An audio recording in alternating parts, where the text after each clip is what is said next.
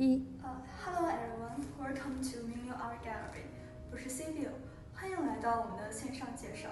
今天我们非常荣幸地为大家展示一幅真最美的画作，新加坡著名画家范昌潜先生于1978年创作的《色色山水》。这幅画的尺寸为138厘米乘以69厘米，是一幅典型的中国山水画。范昌潜先生是新加坡艺术界的重要人物。作为新加坡第一代画家，他在新加坡艺术史上影响深远，教导学生应该追寻自己的艺术道路。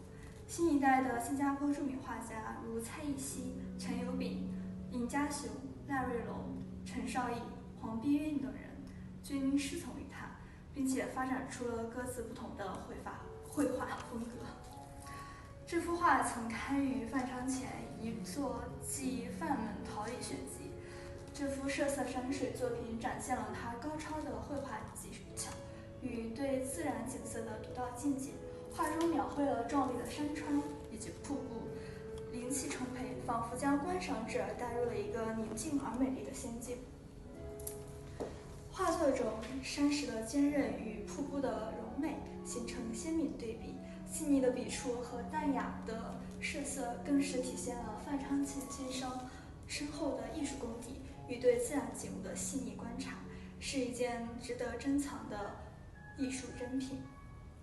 范昌潜先生是诗书画印四绝，其为这幅画题作的诗更是增添了画作的诗情画意。有诗曰：“遥镜朝朝唤有无，近多听鸟何之状。浑旗斗轰满泽湖，年年泉岭未见枯。”谢谢大家的观看与支持，我们将持续为大家带来更多精彩的艺术作品，敬请期待。